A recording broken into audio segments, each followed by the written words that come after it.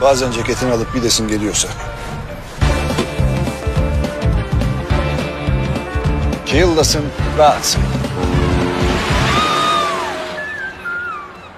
Merhaba arkadaşlar, yepyeni haberlerle karşınızdayız. Elçin Sangu'dan çok konuşulacak sözler. Bazı oyuncularla aynı projede çalışmak istemiyor. Aşk kaç beder giyer, öyle bir geçer zaman ki Kurt Seyit, Şura, Sevda Alabora dizilerinden sonra Barış Arduç ile oynadığı Kiralık Aşk'ta oyuncunun meslek hayatında adeten bir dönemçi oldu. Sango romantik komedi ile kazandığı ünün farklı bir türü dizide devam ettirme kararı aldı. Blue TV'de çekilen Türkiye'nin ilk vampir dizisinde Yaşamayanlar'da Kerem Bürsin, Birkan Sokul'un ile başrollerinde oynadı. Bu dizinin ardından ise yeniden ekranlara dönen ve Kıvanç Tatlıtuğ ile birlikte oynadığı Çarpışma dizisinde oynadı.